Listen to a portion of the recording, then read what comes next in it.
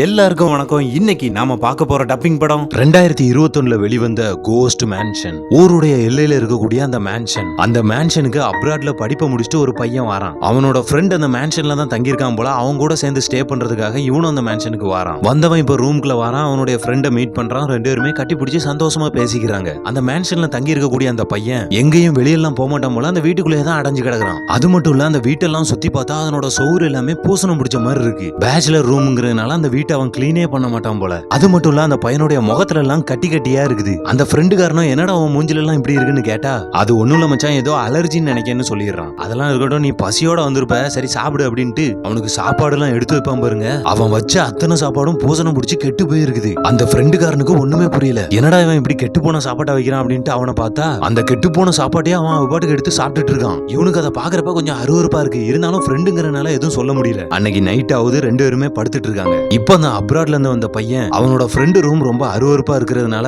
வேற ஏதாவது ரூம் கிடைக்குமா அப்படின்ட்டு போன்ல தேடிட்டு இருக்கான். அப்ப சடனா தூங்கிட்டு இருந்த அவனோட ஃப்ரெண்ட் எந்திரிச்சு, டேய் நீ என்ன விட்டு பெயர மாட்டல அப்படின்ட்டு மெதுவான வாய்ஸ்ல கேட்க அவன் ஃப்ரெண்டுக்கு பயம் வந்துருது. இல்லடா நான் உன்னை விட்டுலாம் போக மாட்டேன் அப்படின்னு சொல்லிட்டு போனை பக்கத்துல வச்சுட்டு, நீ ஒன்னும் கவலைப்படாதடா, நீ தனியா இருக்கிற, அதனால உனக்கு கஷ்டமா இருக்கும், நாளைக்கு இந்த ரூம் உனக்கு கிளீன் பண்றதுக்கு நான் ஹெல்ப் பண்றேன்னு சொல்றான். இதை கேட்டதுமே அந்த ஃப்ரெண்டுக்காரன் இவனை ஒரு மாதிரி கோவத்துல முறைச்சு பார்த்துட்டு மெதுவா படுத்து தூங்கிடுறான். இப்ப மறுநாள் காலையில விடியுது. அந்த மேன்ஷன்ல தங்கி இருக்கிறவனுக்கு வெளியே ஏதோ ஒரு வேலை இருக்கு போல. அவன் வெளியே கிளம்ப போறான். உடனே அந்த அப்ராட்ல இருந்து வந்த ஃப்ரெண்டு, ஓகே மச்சான் நீ போயிட்டு வா, நீ வர்றதுக்குள்ள வீட்டை நான் பக்காவா கிளீன் பண்ணி வச்சிரேன்னு சொல்லிட்டு வீட்டை கிளீன் பண்ண ஆரம்பிக்கான். அப்படி கிளீன் பண்ணும்போது ஃப்ரிட்ஜ் எல்லாம் திறந்து பார்த்தா உள்ளெல்லாம் அலுவன பொருளா தான் இருக்குது. எத்தனை வருஷமா இவனோட ஃப்ரெண்டு எதையுமே கிளீன் பண்ணாம அதெல்லாம் அப்படியே வச்சிருக்கான்னு தெரியல. உடனே எல்லாத்தையும் தூக்கி வெளியே போட்டு கஷ்டப்பட்டு அந்த ரூமை கிளீன் பண்றான். இப்படி இவன் எல்லா ரூமையுமே கிளீன் பண்ணிட்டு இருக்கும்போது கடைசியா ஒரு ரூமுடைய டோர் தன்னால ஓபன் ஆகுது. அந்த ரூம்குள்ள போய் இவன் பார்த்தா மத்த ரூம் எல்லாம் விட அந்த ரூம் ரொம்ப மோசமா இருக்குது. ஏதோ எரிஞ்சு போய் சவுர்லாம் கரிபடிஞ்சு போயிருக்கு. அப்படியே இவன் திரும்பி பார்த்தா சவுத்துல ஒரு போட்டோ ஒண்ணு மாட்டப்பட்டிருக்கு. அந்த போட்டோ வேற எதுவும் இல்ல, இந்த மேன்ஷன்ல தங்கி இருக்கக்கூடிய இவனோட ஃப்ரெண்டு ஃபேமிலி போட்டோ.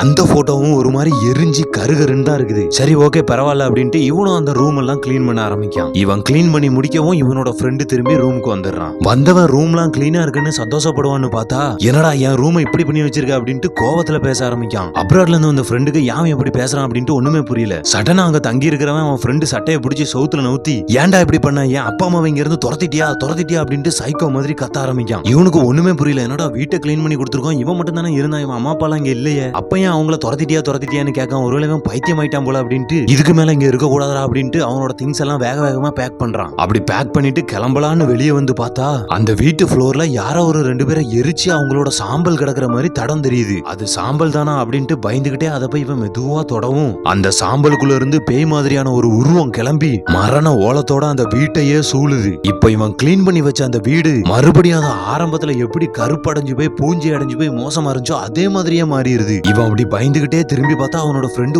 ஓரமா நின்னு அழுதுட்டு இருக்கான். ஏய் நான் நேத்து கேட்கும் போது நீ என்ன விட்டு போக மாட்டேன்னு சொன்னல, இப்ப எங்க போற அப்படின்னு மிரட்டுற மாதிரி கேட்கான். அவன் ஃப்ரெண்டோ பயப்பட ஆரம்பிக்கான். இப்ப மறுபடியும் அவன், நேத்தே நீ என்ன விட்டு போக மாட்டேன்னு சொன்னதான் எங்க அப்பா அம்மா கிட்ட சொன்னேன், அவங்களும் உன்னை இங்கேயே தங்க சொல்லிட்டாங்கடா அப்படின்னு சொல்லும் போது இந்த பையனுக்கு கைகால்லாம் நடுங்க ஆரம்பிச்சிருது. உன்னை இங்க இருந்து அவங்க விடவே மாட்டாங்க, இங்க இருந்து உன்னால தப்பிக்கவே முடியாது அப்படின்ட்டு அவன் கொடூரமா கத்தவும் இந்த ஃப்ரெண்டு பயந்து போய் 2 ஸ்டெப் பின்னாடி வச்சு சவுத்துக்கிட்ட போகையும் அப்ப சடனா அந்த போட்டோக்குள்ள இருந்து சில பேய்களுடைய கைகள் வெளியே வந்து அந்த ஃப்ரெண்ட் அப்படியே பிடிச்சி மெதுவா அவன் அந்த போட்டோக்குள்ள இழுத்துருது. அவனும் கத்தினபடியே மாயமா மறைஞ்சு போயிடுறான். அந்த இடமே பிளாக் அவுட் ஆகுது. இந்த மேன்ஷன்ல உண்மையிலே அப்படி என்ன இருக்குங்கிற விளக்கம் அடுத்த வீடியோல பாத்துடலாம். நீங்க இதோட முடிச்சிடாதீங்க. நம்ம வீடியோவை ஷேர் பண்ணி சேனலுக்கு சப்போர்ட் பண்ணுங்க.